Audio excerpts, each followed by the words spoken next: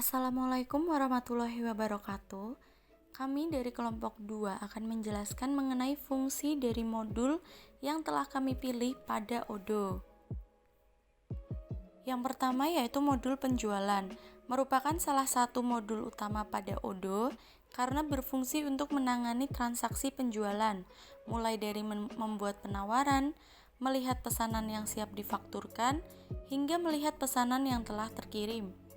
Modul penjualan memungkinkan kita untuk mengelola dan mengklasifikasikan pesanan penjualan pada sistem struktural dan hierarkis.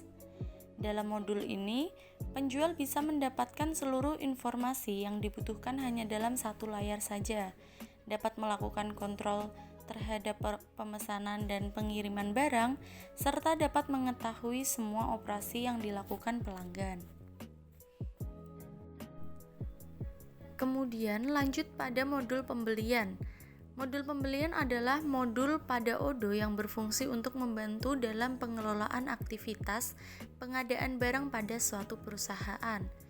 Pembelian merupakan fungsi yang mengatur serta mengelola segala kegiatan yang terkait dengan pembelian untuk memperoleh barang atau jasa yang akan diperjualkan pada suatu usaha tertentu.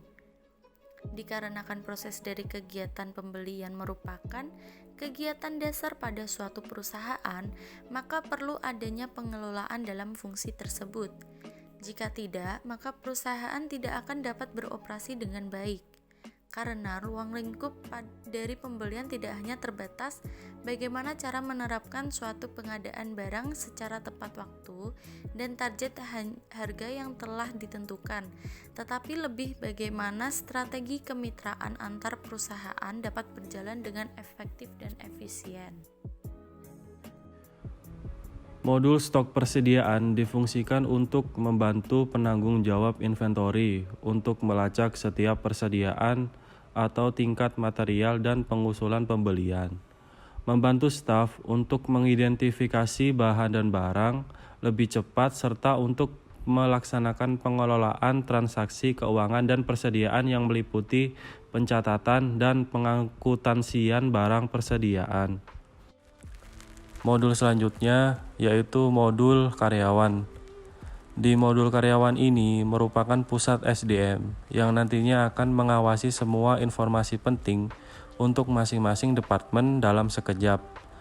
Tak hanya mengawasi, melainkan untuk mengecek waktu dan kehadiran masing-masing departemen ataupun karyawan.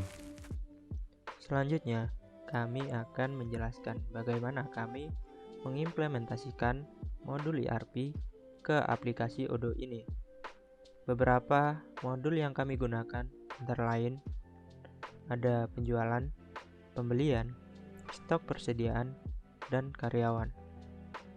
Pertama-tama, kami akan menjelaskan bagaimana kami mengimplementasikan modul penjualan.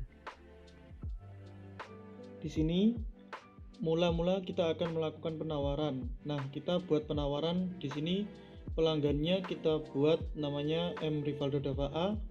Di sini si pelanggan Rivaldo mau beli apa saja. Rivaldo ini ingin membeli pentol sapi bakar dan juga sosis sapi jumbo bakar dan juga sosis sapi biasa bakar, dan yang terakhir ingin mix pentol sosis bakar.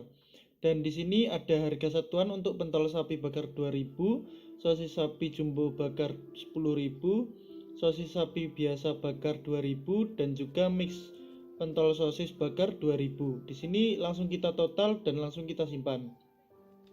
Di sini kita klik konfirmasi, kita cek pengiriman gudang out. Nah, dari stok gudang mau dikeluarkan, apakah stok di gudang ada pentol sapi bakar 1, sosis sapi jumbo bakar 1, sosis sapi biasa 1, dan mix pentol sosis bakar 1. Setelah dicek oleh bagian staf operasional gudang, ternyata barangnya ada, lalu kita validasi di sini. Nah, sudah selesai. Nah, di sini saya akan menjelaskan modul pembelian. Nah, sebelumnya P01 sampai P02 ini merupakan transaksi yang sudah dilakukan oleh Bakarin Aja dengan pemasok toko Toserba dan supplier sosis. Selanjutnya, kami akan mengajukan permintaan penawaran. Di permintaan penawaran ini, kita buat permintaan baru kepada pemasok. Untuk pemasoknya sendiri, yaitu toko Toserba dan supplier sosis. Pertama, kami mencatat list produk yang akan dibeli di pemasok toko Toserba, yaitu berupa tusuk sate dengan kuantitas 200 biji dengan harga satuan Rp100. Kemudian mayones dengan kuantitas 2 botol dengan harga satuan Rp15.000. Kemudian saus tomat dengan kuantitas 2 botol dengan harga satuan Rp15.000. Kemudian saus sambal dengan kuantitas 2 botol dengan harga satuan Rp15.000.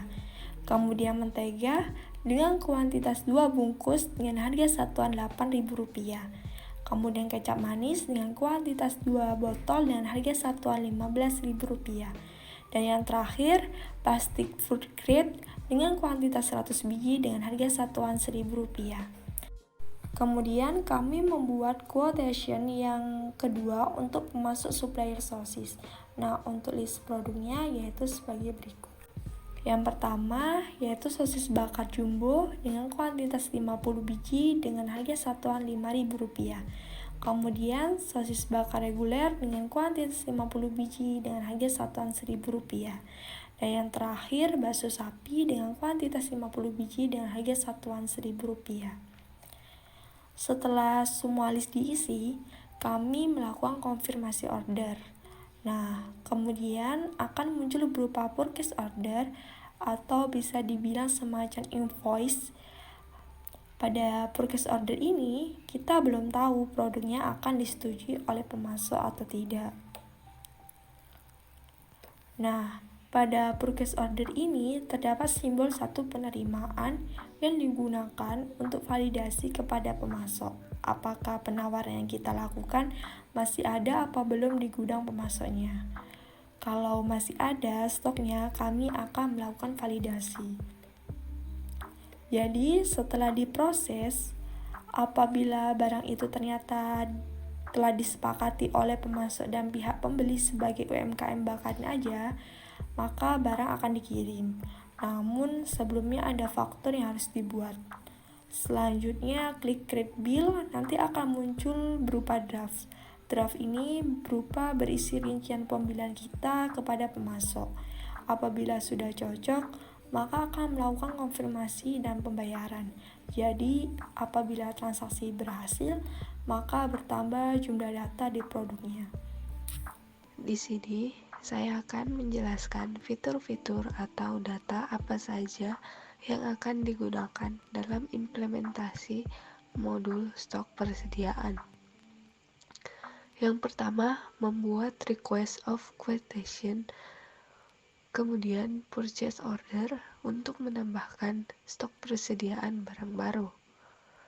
Kemudian kita membuat stock manifest untuk mengecek stok produk. Dan langkah selanjutnya membuat sales order untuk melakukan transaksi atau menjual produk sosis bakar. Di sini saya akan menjelaskan tentang pencatatan database karyawan yang ada di aplikasi ODO tersebut. Di mana kita mulai masuk di dalam modul karyawan. Nah, setelah itu kita buat nama karyawan beserta posisi kerja yang akan diisi sesuai bidangnya masing-masing. Lalu cantumkan juga nomor HP, telepon, kantor, email kantor, dan data-data lainnya secara detail. Nah, bisa kita lihat ada 3 bagian yang tercantum di bawah ini, seperti informasi tempat kerja, informasi pribadi, dan pengaturan HR. Lalu setelah kita mengisi semua data karyawan di aplikasi ODO tersebut, lalu kita simpan dan sistem akan secara otomatis memunculkan beberapa data karyawan yang sudah terisi. Terima kasih atas waktu yang diberikan. Apabila ada salah kata mohon dimaafkan. Wassalamualaikum warahmatullahi wabarakatuh.